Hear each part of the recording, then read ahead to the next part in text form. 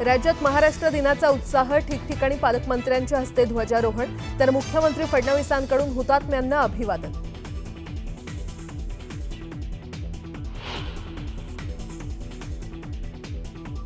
पंतप्रधान नरेंद्र मोदी आज मुंबई दौऱ्यावर। वेव्हचं मोदींच्या हस्ते होणार उद्घाटन। मोदींच्या दौऱ्यानिमित्त मुंबईत पोलिसांचा कडक बंदोबस्त।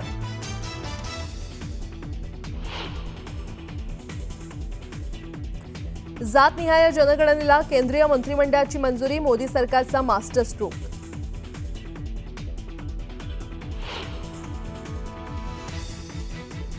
जातनिहाय जनगणना करण्याच्या केंद्राच्या निर्णयाचं काँग्रेसकडून स्वागत। जातनिहाय जनगणना कधी करणार, काँग्रेसचा सवाल।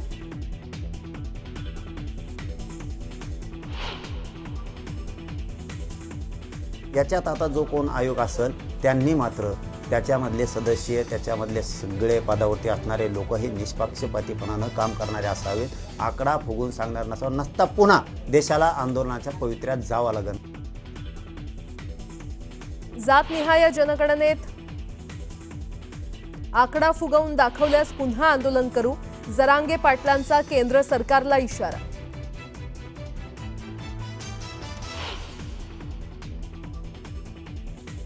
पुण्यातील बहुप्रतीक्षित सिंहगड रोडवरील उड्डाण पुलाचं आज लोकार्पण। उपमुख्यमंत्री अजित पवारांच्या हस्ते होणार उद्घाटन। वाहतूक कोंडीतून पुणेकरांची होणार सुटका।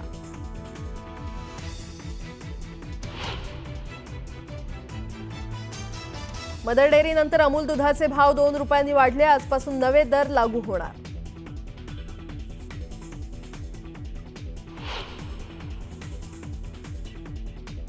आणि एटीएम मधून पैसे काढणं महागणार। मर्यादेनंतर पैसे काढण्यावर 23 रुपये तर बॅलन्स चेक करण्यासाठी 11 रुपये चार्ज आकारणार। आजपासून नवे नियम बदलणार।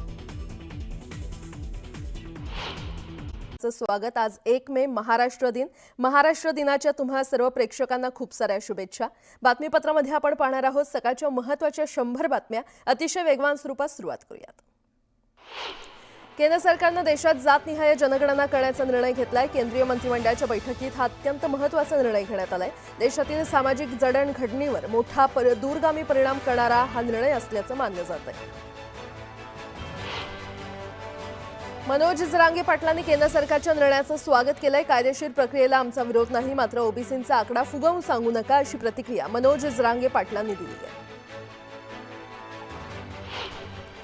जातनिहाय जनगणना करण्याच्या निर्णयाला काँग्रेसनं पाठिंबा दिलाय। जातनिहाय जनगणना काँग्रेसची संकल्पना आहे। काँग्रेसची संकल्पना भाजपनं स्वीकारली याचा आनंद आहे, अशी प्रतिक्रिया काँग्रेस नेते राहुल गांधींनी दिली।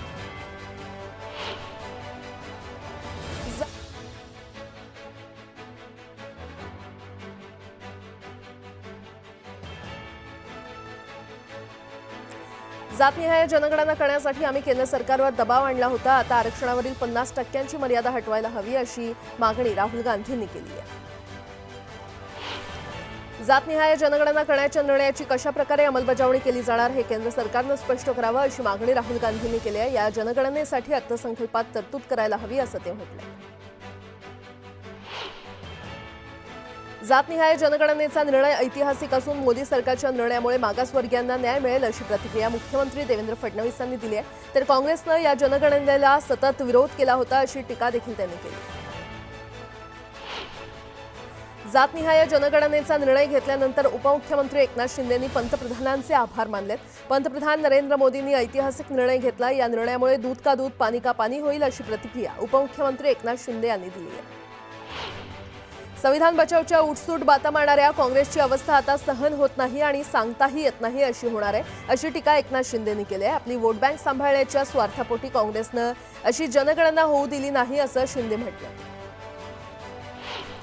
जातनिहाय जनगणना करण्याच्या निर्णयाचं राष्ट्रवादी काँग्रेसचे प्रदेशाध्यक्ष सुनील तटकरे यांनी स्वागत केलंय। राष्ट्रवादीनं जाहीरनाम्यात ही मागणी प्रसिद्ध केली होती। केंद्र सरकारनं निर्णय घेतल्याबद्दल तटकरे यांनी पंतप्रधान मोदींचे आभार मानले। जातनिहाय जनगणनेची घोषणा केवळ बिहार निवडणुकीपुरती मर्यादित न राहता त्याचा फायदा ओबीसी समाजाला प्रत्यक्षात व्हावा, अशी अपेक्षा काँग्रेस नेते विजय वडेट्टीवार यांनी व्यक्त केली आहे। ही घोषणा हवेत विरून न जाता प्रत्यक्षात अंमलबजावणी होणं गरजेचं आहे, असं वडेट्टीवार म्हटलंय। जातीय जनगणना सरकारकडे नसल्यानं शासकीय योजनेवर मर्यादा येत होत्या आणि त्यामुळे आता ओबीसी मधल्या शेकडो जातींना फायदा होणार आहे, अशी प्रतिक्रिया ओबीसी नेते लक्ष्मण हाके यांनी दिली आहे.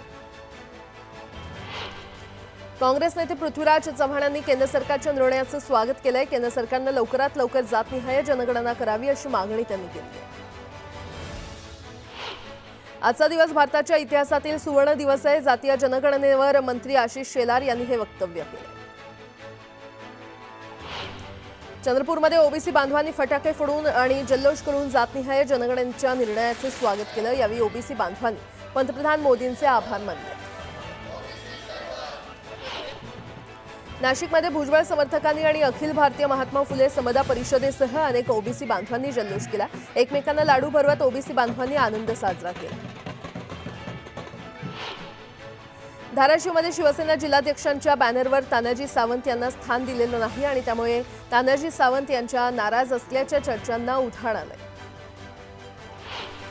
अदिती तटकरेंना एक दिवसासाठी झेंडावंदनाचा मान देण्यापेक्षा कायमस्वरूपी मान द्या. पालकमंत्री पदावरून भाजप नेते पंडित पाटील यांनी ही मागणी केली आहे. मंत्री राधाकृष्ण विखे पाटलांवर फसवणुकीचा गुन्हा दाखल करण्यात आलाय आणि यामुळे खासदार निलेश लंके यांनी विखे पाटलांच्या राजीनाम्याची मागणी केली आहे.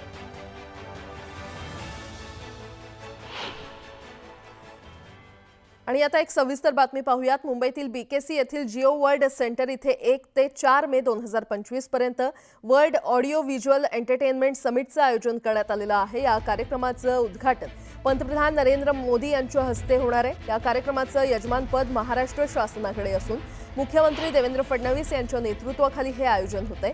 परराष्ट्र मंत्री एस जयशंकर, केंद्रीय रेल्वे मंत्री अश्विनी वैष्णव, मुख्यमंत्री देवेंद्र फडणवीस आणि उपमुख्यमंत्री एकनाथ शिंदे आणि अजित पवार उपस्थित राहणार आहेत. 4 दिवसीय सोहळ्यात विविध कार्यक्रम असणार आहेत.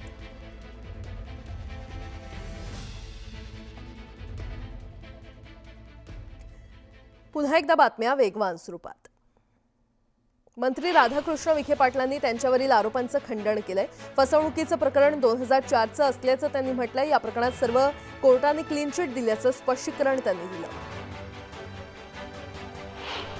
महाराष्ट्राच्या स्थापनेला 65 वर्ष पूर्ण होत असल्याचं औचित्य साधत राष्ट्रवादी काँग्रेसनं काढलेली मंगल कलश यात्रा आज साईबाबांच्या शिर्डीत पोहोचली आणि या यात्रेचं मोठ्या उत्साहात शिर्डीमध्ये स्वागत करण्यात आलं. शिर्डीमध्ये राष्ट्रवादीच्या मंगल कलश यात्रेमध्ये चोरट्यांनी डल्ला मारला. माजी आमदारांसह कार्यकर्त्यांच्या खिशातून चोरट्यांनी पैसे लंपास केले. दरम्यान शिर्डी पोलीस ठाण्यात अज्ञात चोरट्यांवर गुन्हा दाखल करण्यात आला. अकोला जिल्ह्यामध्ये राष्ट्रवादी काँग्रेसच्या कलश यात्रेचं आयोजन करण्यात आलं होतं. यावेळी यात्रेमध्ये राज्यमंत्री इंद्रनील नाईक यांनी देखील उपस्थिती लावली. दरम्यान त्यांनी राजराजेश्वर मंदिरात महाआरती केली. अक्षय तृतीयेच्या मुहूर्तावर अनेक बाजार समित्यांमध्ये कांदा लिलाव बंद ठेवण्यात आले होते. राज्यातील निवडक बाजार समित्यांमध्ये 1 लाख क्विंटलहून अधिक आवक झाली आणि कांद्याला कमीत कमी 700 रुपयांपासून ते सरासरी 1400 पर्यंत दर मिळाला. मुसळमध्ये वांजी फाईल परिसरातील नागरिकांनी केंद्र सरकारच्या वक्फ बोर्ड विधेयकाला विरोध केलाय. यावेळी त्यांनी विरोध दर्शवण्यासाठी 15 मिनिटं लाईट बंद ठेवून आंदोलनामध्ये सहभाग घेतला. म्हाडाच्या कोकण मंडळाच्या प्रथम येणाऱ्या सप्रथम प्राधान्य या योजनेअंतर्गत विक्री न झालेल्या विविध गृहनिर्माण योजनांमधील 13,395 घरांच्या विक्रीसाठी नव्या वेबसाईटची निर्मिती करण्यात आली आहे. यासाठी ऑनलाईन अर्ज नोंदणीचा शुभारंभ म्हाडाच्या उपाध्यक्षांमार्फत करण्यात आला. बदलापूर प्रकरणातील आरोपी अक्षय शिंदे एन्काउंटरमध्ये 5 पोलिसांविरोधात गुन्हा दाखल करण्यास क्राईम ब्रांच एसआयटी अपयशी ठरल्यानं उच्च न्यायालयानं संताप व्यक्त केलाय. ही दुर्दैवी बाब आहे अशा शब्दात न्यायालयानं नाराजी व्यक्त केली आहे. ठाणे महापालिका क्षेत्रातील पाणी पुरवठ्याचा महत्त्वाचा स्रोत हा जलवाहिन्यांच्या देखभाल आणि दुरुस्ती कामासाठी बंद ठेवण्यात येणार आहे आणि त्यामुळे ठाण्याच्या काही भागात शुक्रवारी पाणी पुरवठा बंद राहणार आहे. या काळामध्ये ठाणेकरांना पाणी टंचाईचा सामना करावा लागू नये यासाठी पालिकेनं पाणी पुरवठ्याचं विभागवार नियोजन केल्यामुळे ठाणेकरांना आता 24 तासांऐवजी 12 तासच पाणी बंदचा सामना करावा लागणार आहे.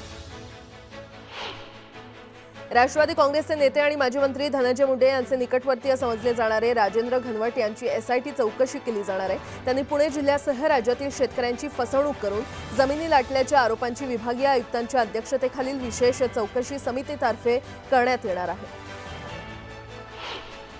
पंतप्रधान मोदी काहीतरी राजकीय हेतू असल्याशिवाय कोणताही निर्णय घेत नाहीत असं म्हणत काँग्रेस नेते पृथ्वीराज चव्हाणांनी मोदी सरकारवर टीका केली आहे. तर जातीय जनगणना कोणत्या वेळी होणार आहे, केंद्रानं त्यांचं टाईम जारी करावं असंही चव्हाण यांनी म्हटलंय. नंदुरबार जिल्ह्यातल्या नवापूर शहरात एका होलसेल किराणा दुकानाला बुधवारी आग लागल्याची घटना घडली। आगीच्या धुराचे लोट दूरपर्यंत पसरल्यानं नागरिकांमध्ये भीतीचं वातावरण निर्माण झालं होतं। अग्निशमन दलाच्या तत्परतेमुळे आगीवर नियंत्रण मिळवलं असून आगीमध्ये लाखोंचं नुकसान झालं। नंदुरबारच्या उमरदे गावात खंडेराव महाराजांच्या यात्रोत्सवानिमित्त 12 गाड्या ओढण्याचा कार्यक्रम पार पडला। या उत्सवात मोठ्या संख्येनं भाविक सहभागी झाल्याचं पाहायला मिळालं। जळगावच्या चाळीसगाव शहर पोलिसांनी मालेगाव रोडवर वाहन तपासणी दरम्यान मोठी कारवाई केली आहे। या कारवाईमध्ये पोलिसांनी 42 किलो जप्त केलेला आहे। तर या प्रकरणी मालेगाव येथील शेख नदीम शेख बशीर या आरोपीला अटक करण्यात आली आहे।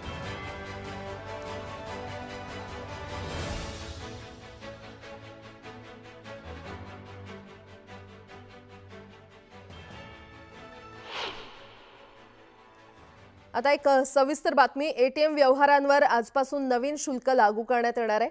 आरबीआयच्या नव्या सूचनेनुसार बँकांचे दर जाहीर करण्यात आलेले आहेत आणि मोफत व्यवहार मर्यादा मेट्रो शहरांमध्ये दरमहा फक्त 3 वेळा मोफत असणार आहे, तर नॉन मेट्रो शहरांमध्ये दरमहा 5 वेळा ही सेवा मोफत असणार आहे।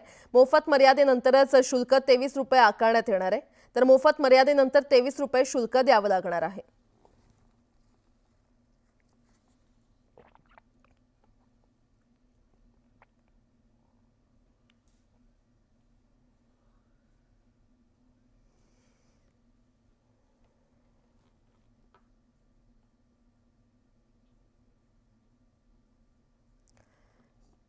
आपण पाहतोय अतिशय महत्त्वाची बातमी। एटीएम व्यवहारांवर आजपासून नवीन शुल्क लागू करण्यात येणार आहे। आरबीआयच्या नव्या सूचनेनुसार बँकांचे दर जाहीर करण्यात आलेले आहेत। मोफत व्यवहार मर्यादा मेट्रो शहरांमध्ये दरमहा फक्त 3 वेळा मोफत असणार आहे आणि त्यानंतर दरमहा शहरांमध्ये 5 वेळा ही सेवा मोफत असणार आहे। मदर डेअरीनं दूध दरात वाढ केल्यानंतर आता अमूलनं सुद्धा दुधाच्या दरामध्ये वाढ केलेली आहे। दुधाचे दर हे प्रति लिटर 2 रुपयांनी वाढवण्यात आलेले आहेत।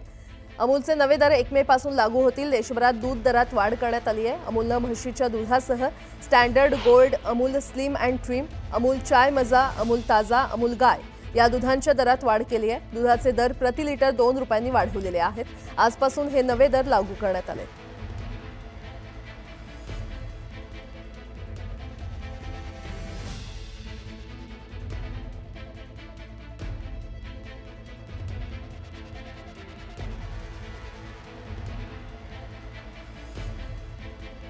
पुन्हा एकदा बातम्या पाहणार आहोत वेगवान स्वरूपात।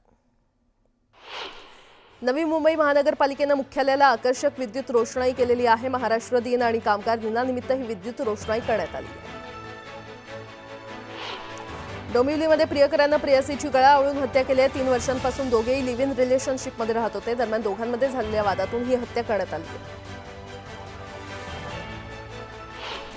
राष्ट्रवादी काँग्रेसतर्फे काढण्यात आलेल्या महाराष्ट्र गौरव यात्रेचं भिवंडीमध्ये जंगी स्वागत करण्यात आलं। यावेळी राष्ट्रवादीचे कार्यकर्ते मोठ्या संख्येनं उपस्थित होते।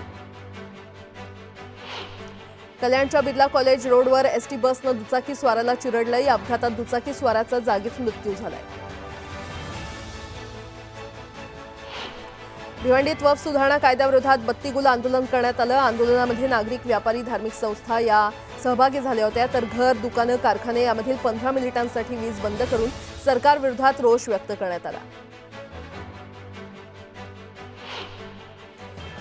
आता एक मोठी बातमी। पुण्यातील सिंहगड रोडवरील उड्डाणपुलाचं लोकार्पण उपमुख्यमंत्री अजित पवार यांच्या हस्ते होणार आहे। उड्डाणपुलाचं उद्घाटन विठ्ठलवाडी ते फन टाइम थिएटरपर्यंत होतंय आणि हा कार्यक्रम सध्या सुरू झालेला आहे। उड्डाणपुलाचं लोकार्पण सध्या सुरू झालेलं आहे। उड्डाणपुलामुळे पुण्यातील वाहतूक कोंडी टळणार आहे। ही थेट दृश्य आपण पाहतोय। पुण्यातून सिंहगड रोडवरच्या वाहतुकीतून आता पुणेकरांची सुटका होणार आहे। पुण्यातील सिंहगड रोडवरील उड्डाणपुलाचं लोकार्पण उपमुख्यमंत्री अजित पवार यांच्या हस्ते होतंय। विठ्ठलवाडी ते फन टाइम थिएटरपर्यंत या उड्डाणपुलाचं लोकार्पण केलं जातंय।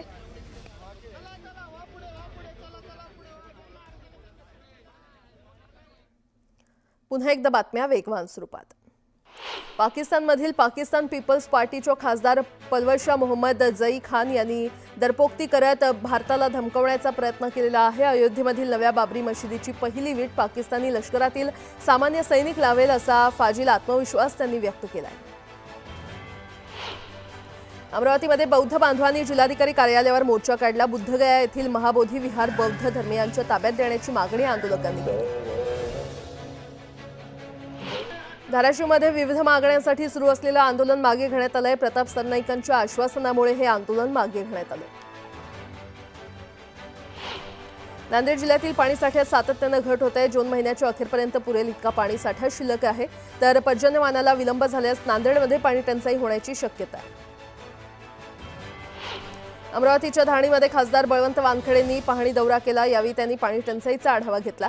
दरम्यान प्रभावी उपाययोजना करण्याच्या अधिकाऱ्यांना सूचना केल्या. पेणमध्ये रायबादेवीची यात्रा मोठ्या उत्साहात संपन्न झाली. या यात्रेला 150 वर्षांची परंपरा आहे. देवीच्या दर्शनासाठी लाखो भाविकांनी गर्दी केली होती. रत्नागिरीच्या बाजारपेठेत हापूस आंब्याची आवक वाढली आहे. यामुळे आंब्याला 500 ते 700 रुपये दर मिळतोय. दरम्यान आंबे खरेदीसाठी नागरिकांनी मोठी गर्दी केली आहे. बीड शहराला पाणी पुरवठा करणारी पाईपलाईन फुटली आणि यामुळे लाखो लिटर पाणी वाया गेलंय. पाणी वाया गेल्यानं नागरिकांनी नाराजी व्यक्त केली आहे. दरम्यान तातडीनं पाईपलाईन दुरुस्त करण्याची मागणी नागरिकांनी केली आहे. गोंदियाच्या कृषी विभागानं खरीप हंगामासाठी नियोजन केलंय. 2,18,000 हेक्टरवर भाताची शेती केली जाणार आहे. 50% शेतकऱ्यांचे घरचे बियाणे आणि 50% बाजारातील बियाणे याप्रमाणे कृषी विभागानं नियोजन केलंय. धाराशिव जिल्हाधिकारी कार्यालयासमोरील कचरा डेपो दुसऱ्या ठिकाणी हलवण्याची मागणी करण्यात आली आहे. तातडीनं कचरा डेपो हटवण्याची मागणी महाविकास आघाडीच्या कार्यकर्त्यांनी केली आहे. शहापूर तालुक्यातील समृद्धी महामार्ग 1 मे नंतर सुरू होणार आहे. कोळकेवाडीमध्ये टोलनाका सुरू झाल्यानंतर शहापूर तालुक्यात वाहतुकीचा ताण वाढणार आहे. चंद्रपूरच्या इराई नदीच्या खोलीकरणाच्या कामाला वेग आलाय. 45 दिवसात खोलीकरणाचं काम पूर्ण केलं जाणार आहे आणि यासाठी 17 कोटींचा निधी खर्च केला जाणार आहे. माओवाद्यांच्या गडामध्ये जवानांनी तिरंगा झेंडा फडकवलाय. गेल्या 9 दिवसांपासून माओवाद्यांच्या विरोधात 3 राज्याच्या सीमेवर असलेल्या करेगट्टाच्या पर्वत रांगांमध्ये जवानांचं मोठं ऑपरेशन सुरू आहे. यातील 2 मोठ्या पहाडी असलेल्या धोबे पहाड आणि निलमसरा या 2 मोठ्या डोंगरांवर जवानांनी आपलं वर्चस्व मिळवलं.